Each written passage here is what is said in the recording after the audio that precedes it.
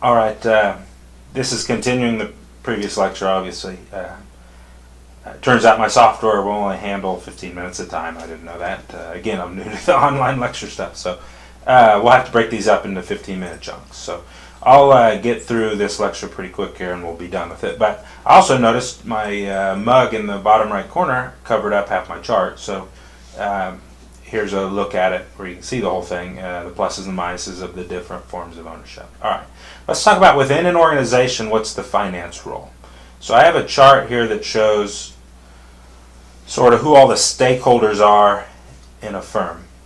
In the middle we have the firm, on top we have the owners. Obviously they're a stakeholder, they're actually the stockholders in a corporation, which means that they have a vested interest in the firm doing well. The better they do, the more they make in terms of dividends and capital gains and things like that. There's a lot of other players that care about a given firm doing well. For example, the employees. I don't know how well you can read that, but that says employees. Employees want the firm to do well so they keep their job and make their paycheck. What about the bondholders? The bondholders want the firm to do well so that they get their money paid back. Bondholders are debt. They loaned money to companies. They're not owners. They just have money invested in the company. What about the suppliers of the company? The suppliers of the company want the firm to do well so that they have their customer.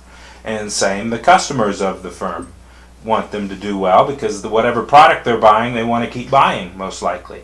The government has a vested interest in the firm. They want their tax dollars. They want their citizens to be employed, yada yada. The competitors of the firm have a vested interest because they want,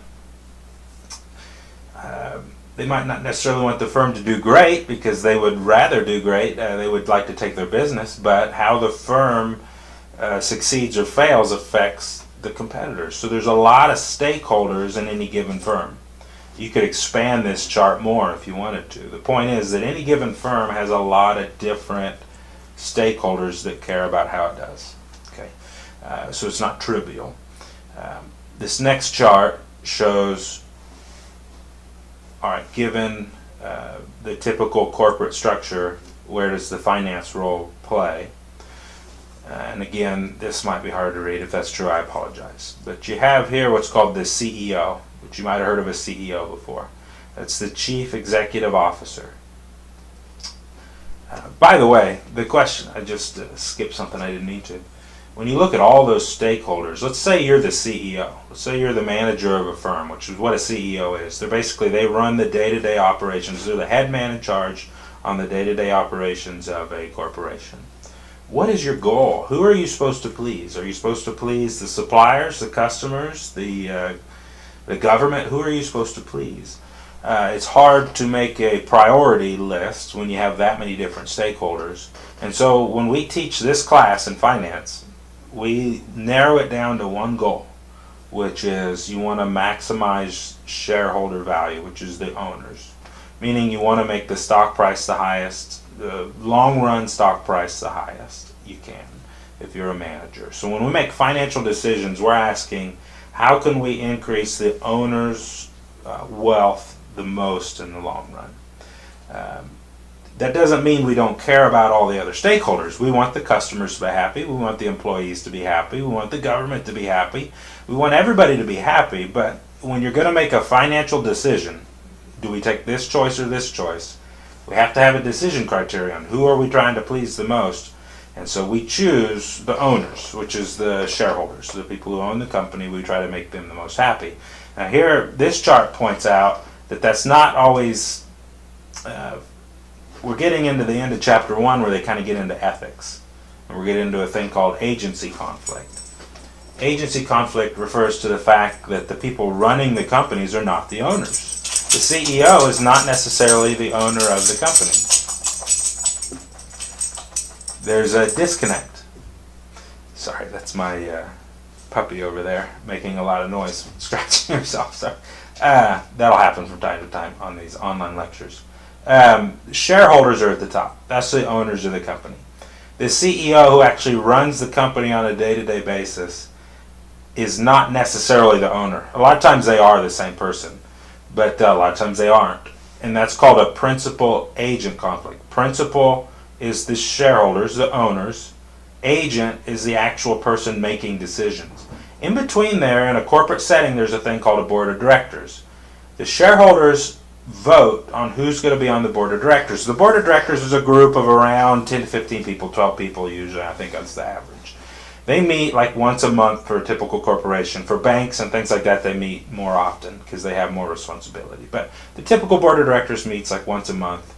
And they make decisions about, they hire the chief executive officer, and they make decisions about major corporate actions. Are we going to divest the business, buy another business, get into another line of business, yada yada. The owners, obviously, if you're a shareholder in Microsoft, you don't make any of those decisions. You get to vote on very few things, and most of the time you don't even vote on that. You have what's called a proxy vote, where your broker, through an investment bank, votes on your behalf. So you're the owner, and you'd like them to make the best decisions possible for your wealth, to make you the richest, but there's a disconnect of ownership, meaning the people actually making the decisions are actually 2 steps away from you, and they might be making decisions based on their own interests. Meaning they might want to be maximizing their own wealth, or more likely, what usually happens is they kind of cheat the company by taking too many perquisites and things like that. So they fly around the country on a private jet that doesn't actually make any sense for the bottom line. It's not a good financial decision, but it makes sense for them to live a better life, things like that. Or they have a really nice office or a cute secretary or things like that that don't make sense necessarily for the owners, but it makes sense for them because they get to live a better life. So that's called a principal-agent conflict, and it's kind of the crux of all the ethics problems that you have in the corporate world. Underneath the chief executive officer, he gets to hire all his own officers that kind of run different departments. One of them is called a chief finance officer, which fits in our class. The chief finance officer, the CFO, has a couple people under him, like the controller and the treasurer. The controller kind of runs all the out-of-company finance stuff. So he'll file stuff with the SEC, make sure all the paperwork's done, he'll control when they have shareholders meetings. He'll make sure he puts out the information that the shareholders get so that the company is communicating well and looking good to them. The treasurer kind of does the inside the company stuff, so they keep the books, they do all the accounting stuff. That's the finance function within a typical firm. So if you want to be a finance person in a firm, you're going to fit somewhere in that category, under the CFO category. But that's obviously fits within a range of different jobs that any firm does. There's a thing called a chief marketing officer. Obviously they do marketing research, research and development, so they try to go out and make new products. They try to figure out what products the people want to buy. That's half of marketing, is figuring out what people want. The other half of marketing is figuring out how to sell them what you're already building. That's kind of what the chief marketing officer does. The chief operating officer, the COO, his job is to make sure all the mechanics of getting stuff built works. So the supply chain, making sure they get all their products in as cheap as possible, as quick as possible, making sure if they're passing their product on as cheap as possible, all the shipping and handling, who are the right suppliers to use, things like that. Making sure you're efficient, so you're not wasting labor, things like that. And human resources fits under that. That's all the human interaction you have with your employees. And so if you want to be a human, if you're good with people, human resources is great. Marketing's good, and human resources is good. Human resources, if you're the type of person that can actually fire a person, which a lot of people can't do, that's human resources. You got to get good at being able to let a person go, things like that. So you deal with the internal human relationships within the company. And then there's usually a thing called a chief information officer or something related, and they're in charge of the technology within the firm, all the communications. And there could be a whole lot more than that. There's all kinds of C blank O's, but those are kind of the basic ones. All right, let's finish our lecture here with just a little bit of talk about ethics, which is at the very end of chapter 1. And by the way, this first couple chapters are very definition heavy, which means you're basically looking at me talking and scrolling through a couple pages. As we get further in the textbook, it gets a little bit more hands-on, so we'll do a lot of problems and stuff. So it won't just be me lecturing and flipping through some pages. But let's end with a talk about business ethics and corporate governance. Those are just a couple definitions. business ethics, technically the definition refers to a firm's attitude towards its stakeholders. So what attitude, meaning what's our motivation, what are we going to try to do to please our stakeholders, the stockholders, the employees, the government, everybody. What would we like to do? Most firms take a positive attitude. They want to please everybody, but then you kind of have to set priorities. Are we going to please, like we said just a moment ago, you got to say, what's our number one goal? They'll pick the shareholders a lot of time. Corporate governance is not just an attitude, it's an actual plan that's put in place.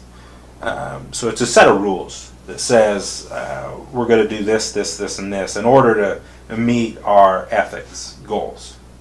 So when you talk about corporate governance, it's a little more applied, meaning what exactly are you going to do to meet the government's regulations, to keep your employees happy, and yada. All right. So that's the end of this lecture. I got 2 more lectures for this week I need to post. By the time you see this, they might not be posted yet. I hope they are, but I'll get them posted this day. Send me any questions. Even if I don't get that, your 2 quizzes are based off the next 2 lectures, which is on markets, institutions, and financial statements. Even if I don't get those posted, you can go on and do the discussion board and at least get started interacting on Blackboard and things like that. And if you have any questions, send me an email, post it on the discussion board, or even call me if you can. So I will see you in a later lecture. Thank you.